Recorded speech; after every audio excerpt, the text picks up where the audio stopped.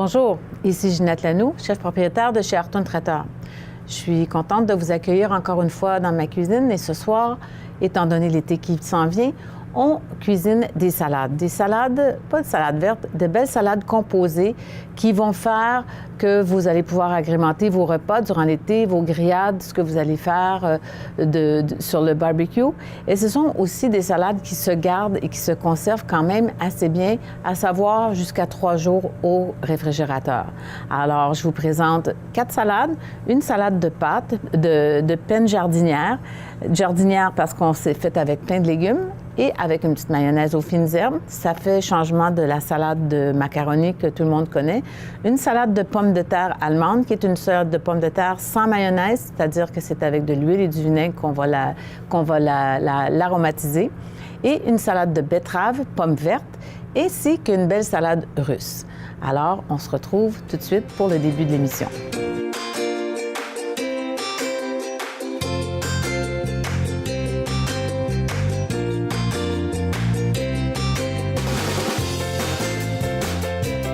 Alors, on va commencer avec la salade de pommes de terre allemande. Des pommes de terre qu'on va cuire comme une pomme de terre en cubes. Alors, on va saler l'eau. On va mettre nos pommes de terre à cuire.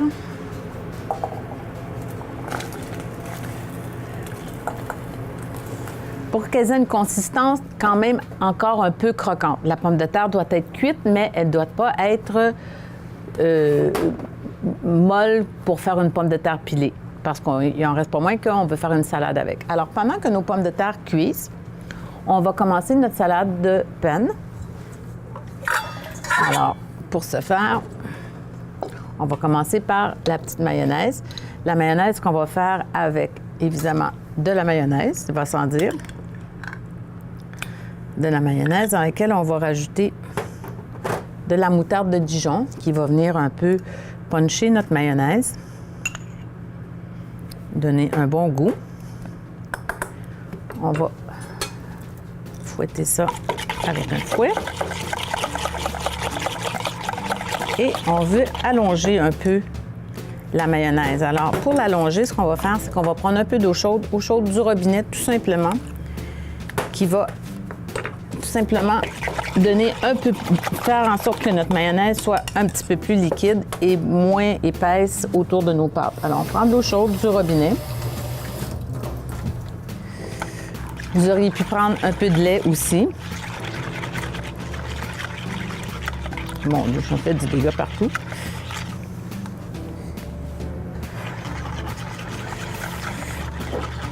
Alors, dans notre mayonnaise, on va rajouter nos fines herbes de façon à venir parfumer cette belle sauce-là. Alors, ça, c'est terminé. Alors, pour ce faire, on va prendre du basilic frais.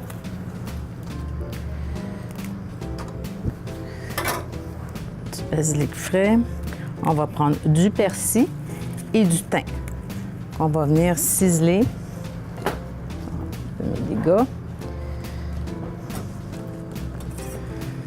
On va venir ciseler et mélanger dans notre mayonnaise.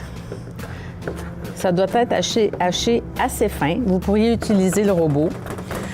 Vous pourriez aussi utiliser ce qu'on a déjà utilisé durant l'émission, c'est-à-dire mettre vos fines herbes et la mayonnaise avec un pied mélangeur qu'on appelle communément la zézette, de façon à bien hacher vos fines herbes. Encore un petit peu. On va mettre ça dans notre mayonnaise. Vous allez voir que c'est quand même une bonne quantité de fines herbes qu'on met là-dedans. Alors, on va venir prendre du thym. On va mettre un petit peu moins de thym parce que c'est quand même une herbe qui est très parfumée, qui est assez costaude. Et on ne veut pas non plus que ça prenne le dessus sur notre salade. On garde que les brins. On enlève les branches.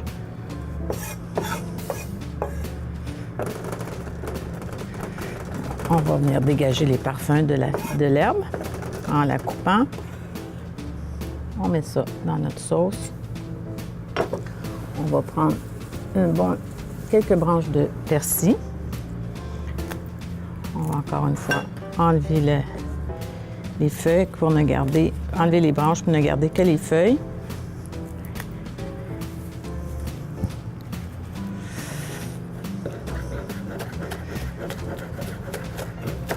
En fait, le plus long de la recette, c'est probablement la mayonnaise. Mais encore une fois, cette mayonnaise-là peut être gardée au frigo pendant un bon 2 semaines.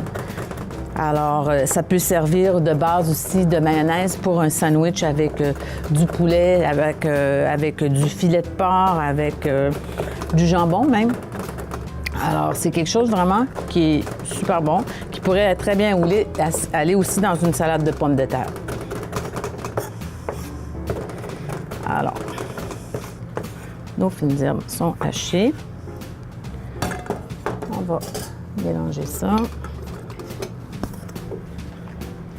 Et on va mettre ça de côté de façon à ce que les herbes donnent tout leur parfum à la mayonnaise. Alors, on vérifie nos pommes de terre en attendant et on se revoit tout de suite. Alors, j'ai sorti les pommes de terre. Je les ai rincées, je les ai passées à la passoire.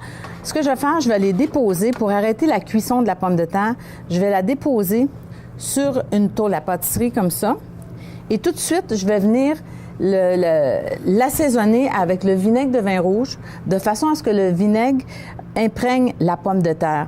Si vous laissez la pomme de terre refroidir, il se forme une espèce de pellicule qui fait qu'on n'est plus capable de donner de goût vraiment à la pomme de terre. De là, justement, l'importance de bien saler votre eau aussi parce que la pomme de terre va absorber le sel de l'eau, ce qui fait que vous n'aurez pas besoin d'en remettre tant que ça lorsque vous serez prête à assaisonner votre salade. On va aussi mettre l'oignon rouge haché très finement, c'est-à-dire tranché très finement, qui fait que ça va cuire un peu, ça va ramollir l'oignon étant donné la chaleur des pommes de terre. Et on va tout de suite mettre aussi le persil haché. Et on remet ça au frigidaire de façon à ce que ça refroidisse. Alors, on met ça de côté. On va maintenant être prêt à faire notre salade de pâtes, terminer notre salade de pâtes. Alors, pour ce faire, notre mayonnaise est prête. On a ici une belle mayonnaise onctueuse avec des belles herbes dedans. Alors, les pâtes, je les ai cuites au préalable. Alors, j'ai utilisé des pennes. Ça pourrait être des macaronis, mais je trouve que ça fait plus différent d'utiliser les penne. Alors, on va les mettre dans notre bol à mélanger.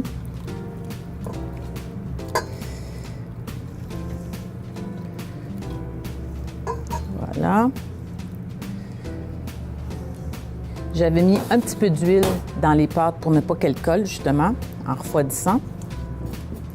On va venir rajouter, débarrasser un peu, on va venir ajouter l'équivalent d'un poivron rouge. J'ai ici à peu près 2 litres, 1,5 litre, 2 litres de pâte cuite. Je rajoute un poivron rouge en dés, comme ça. On va venir rajouter l'équivalent d'à peu près une demi-tasse de céleri en brunoise aussi. Et on va rajouter l'équivalent d'à peu près une tasse d'échalotes vertes, aussi tranchées, hachées très, très fin. On va ajouter notre mayonnaise. On en rajoute quand même une bonne quantité pour bien enrober les pâtes.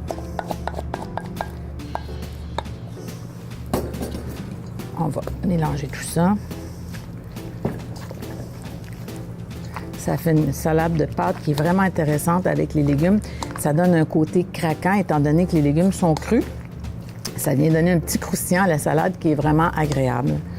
Alors, on va saler et poivrer. Ça aussi, l'eau des pâtes doit être salée, évidemment, comme quand on fait une pâte pour se faire une pâte avec une sauce quelconque, une sauce chaude. Alors, on n'a pas besoin de rajouter d'herbes parce que, évidemment, il y a déjà plein d'herbes dans la mayonnaise, ce qui fait que votre salade est prête. On va goûter pour être sûr de notre assaisonnement. On rajoute rien là-dedans. Cette salade-là peut être faite quelques heures avant, mis au frigo. Et tout le parfum des herbes va venir donner une saveur extraordinaire à cette salade-là, qui fait vraiment changement de la salade de pommes de terre de macaroni qu'on connaît normalement. Alors, on se prépare pour la troisième recette. Je vous revois tout de suite.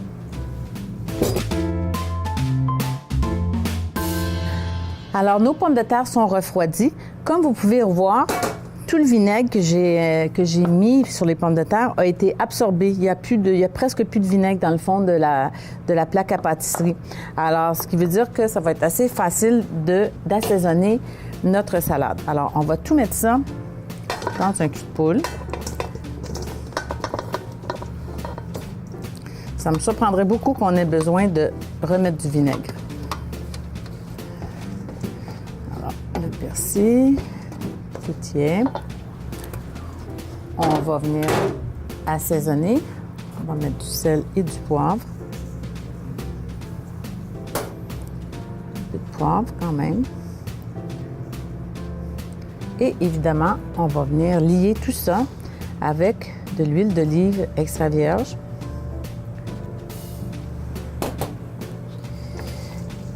Et votre salade de pommes de terre est à toute fin pratique prête.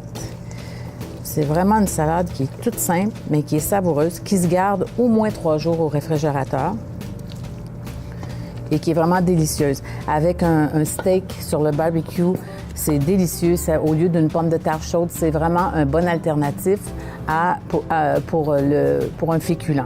Alors, on va goûter, s'assurer que la cuisson, pas que la cuisson, mais que l'assaisonnement est correct. On va rajouter un peu de sel. On va rajouter un petit peu d'huile d'olive et un soupçon de vinaigre de vin rouge. Jamais de balsamique dans cette salade-là. C'est vraiment une salade de pommes de terre qui se fait avec du vinaigre de vin rouge.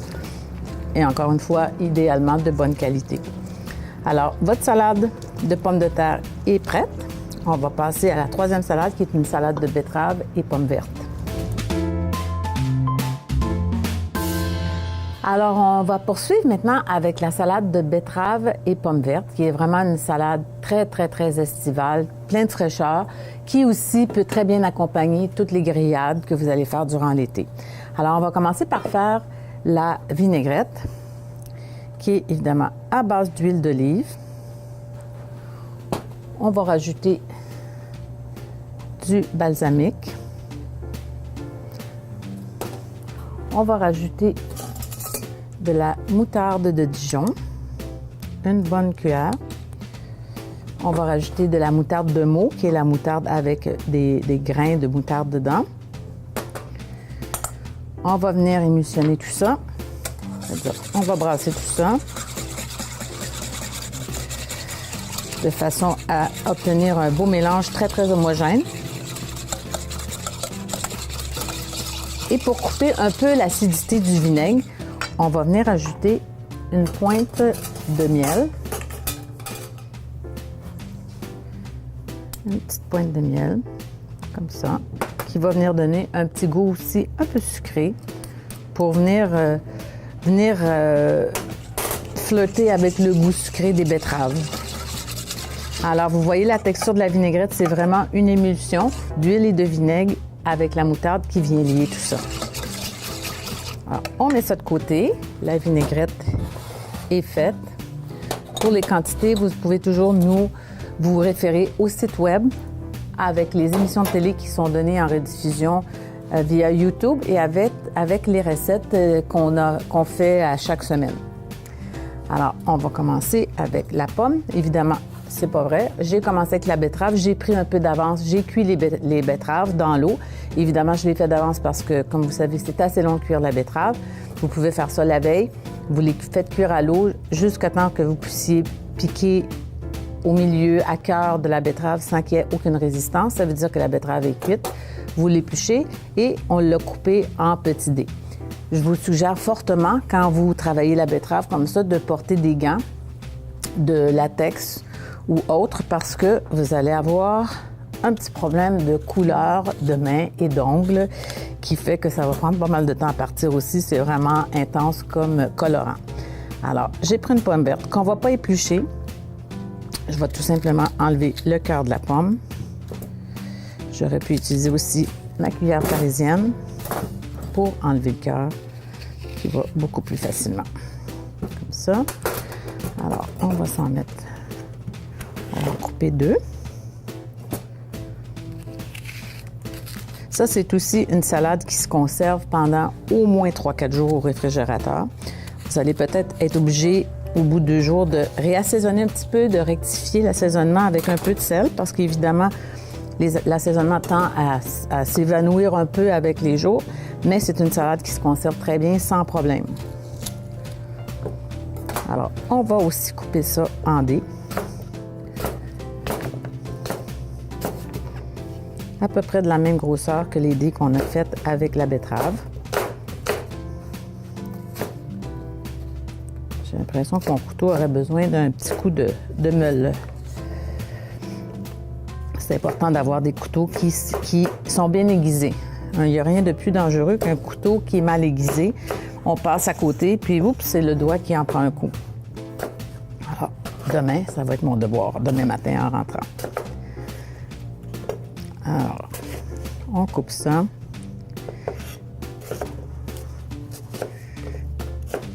Vraiment, mon couteau ne coupe pas bien.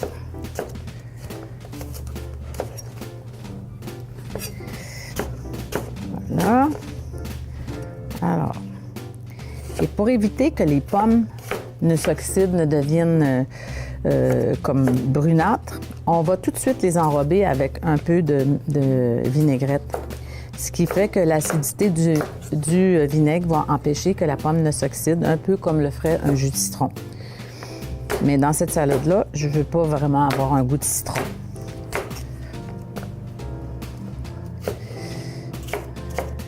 Bon, alors, une petite dernière.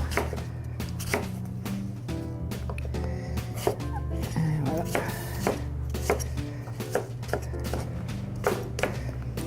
Alors, on va prendre un bol à mélanger. On va venir déposer les pommes dedans. Les quantités, c'est à peu près 3 pour 1. 3 parts de betterave pour 1 part de pommes. Alors, on va venir mettre un peu de vinaigrette de façon à enrober nos pommes. Comme ça, on va être sûr de garder la couleur originale de la pomme. On va venir ajouter les betteraves qui sont cuites. Ça, c'est une belle salade d'automne, évidemment. On la fait en été parce que les betteraves et les pommes sont quand même des aliments qui sont disponibles en tout temps, mais c'est vraiment une salade idéale pour l'automne aussi, quand on tend des pommes et des betteraves. C'est une salade qui est très économique à faire. Alors, on va venir ajouter des échalotes vertes, quand même en bonne quantité aussi.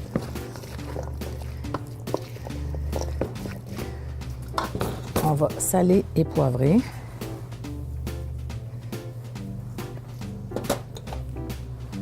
Et poivrer quand même assez généreusement. La betterave est un légume qui s'associe très, très bien au poivre. On va mettre de la basilic fraîche. Une belle feuille de basilic. Quand même en bonne quantité pour lui donner un beau parfum. Tiens, celle-là, la grosseur qu'elles ont, on n'en a pas besoin de beaucoup. On cisèle la basilic.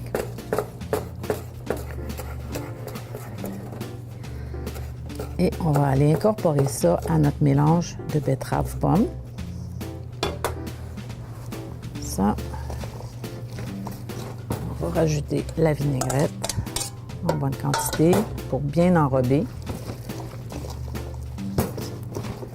Et on va vérifier l'assaisonnement. De façon à être certaine qu'on a tout bien fait, qu'on a assez de tout.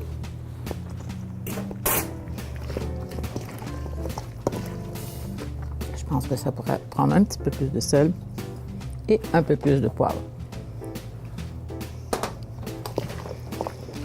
Et voilà, notre salade de betterave et pommes vertes est prête. Par contre, celle-là, on la garde au frigo. C'est une salade qui est meilleure lorsqu'elle est froide. Vous mettez ça au frigo et le soir rendu, alors vous êtes prête à passer à table avec une belle grillade accompagnée de vos salades composées. À tout de suite. Alors, pour terminer notre émission sur les salades composées, j'ai décidé de vous présenter la salade russe, qui est une salade un peu... C'est ni une salade de féculents, ni une salade de légumes, étant donné qu'il y a les deux. Mais c'est vraiment une belle salade, super colorée, extrêmement facile à faire, comme vous allez pouvoir le constater, et qui est bonne, qui est toujours bonne à l'intérieur d'un buffet ou avec un sandwich ou avec une grillade, encore une fois. Évidemment, toutes les salades sont bonnes avec les grillades. Alors, pour faire notre salade russe, tout ce que ça va nous prendre, c'est une macédoine congelée que j'ai tout simplement fait blanchir dans l'eau chaude avec un peu de sel, que je vais mettre dans mon cul de poule. Alors, la macédoine est composée de maïs en grains, de carottes, de pois verts et de haricots verts coupés. Alors, à ça, je vais ajouter des pommes de terre en petits cubes que j'ai fait cuire, comme pour la salade de pommes de terre, que je vais rajouter dans ma macédoine de légumes. Je vais remettre un peu de macédoine parce que les proportions sont à peu près de 2 tiers macédoine pour 1 tiers de pommes de terre. À ça, on va rajouter des cornichons à la nette que je vais couper en petits cubes, qui va venir donner un petit goût vinaigré un petit peu à notre salade, sans l'être trop. Alors, on coupe ça finement. Alors, comme ça. Tout petit cube, pour pas que ce soit non plus agressant quand on va croquer dedans. Parce que c'est vraiment une salade qui est tout en douceur. Alors, on ne veut pas que ça choque le palais non plus. Alors, on va mettre ça dans notre salade. On va mélanger tout ça. Alors, comme vous voyez, ça fait vraiment une salade qui est ultra colorée. Et qui est vraiment, jusqu'à date, assez facile à réaliser. On va ajouter de la mayonnaise, tout simplement, comme ça. Et c'est une salade qui doit vraiment être enrobée de mayonnaise.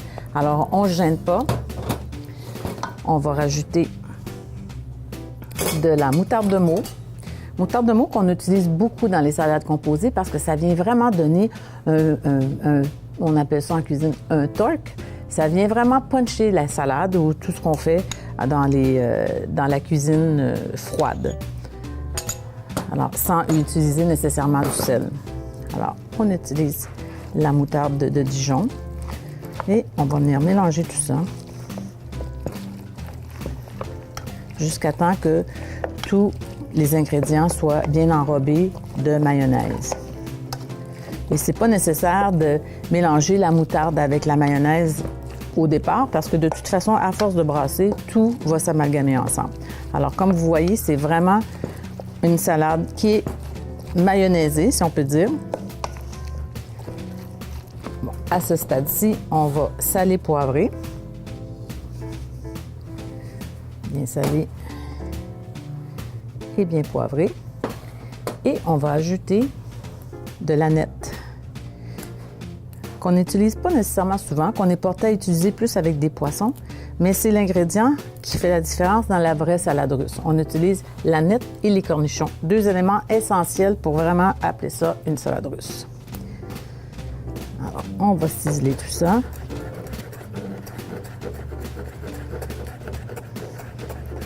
Ça, l'aneth, malheureusement, je trouve que c'est une herbe qui est mal aimée. Dommage parce que c'est vraiment bon. C'est bon dans des œufs, dans une omelette. Comme je vous dis, c'est bon avec du poisson, dans des sauces, sur des fruits de mer. Délicieux. Mais On dirait que les gens ont tendance à la bouder, pauvre elle. Alors, on va mélanger tout ça. Et votre salade est, à toute fin pratique, prête. Et ça, comme je vous dis, évidemment, c'est sûrement un succès assuré avec des grillades, avec n'importe quoi sur le barbecue, avec un sandwich, encore une fois, le midi. C'est délicieux. On va goûter pour rectifier l'assaisonnement.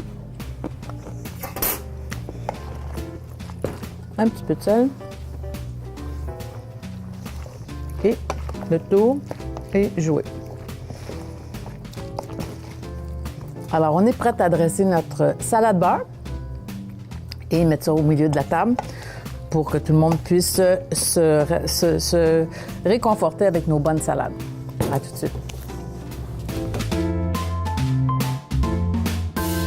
Alors, j'ai passé une super belle soirée en votre compagnie. J'espère que vous aussi, vous avez passé une belle soirée. J'ai essayé, du moins j'espère que j'ai réussi à vous démontrer qu'on peut sortir de l'éternelle salade verte en se faisant de belles salades composées sans nécessairement que ce soit si compliqué. Vous pouvez même utiliser ça en guise d'entrée, c'est-à-dire que vous faites 2 belles salades différentes, une salade de légumes, une salade de féculents, déposez ça joliment dans une assiette et ça vous fait une belle entrée autre qu'une salade verte. Alors, sur ce, je vous souhaite une bonne semaine, bonne cuisine et on se revoit la semaine prochaine pour une autre émission de Rapide et Savoureux. Au revoir.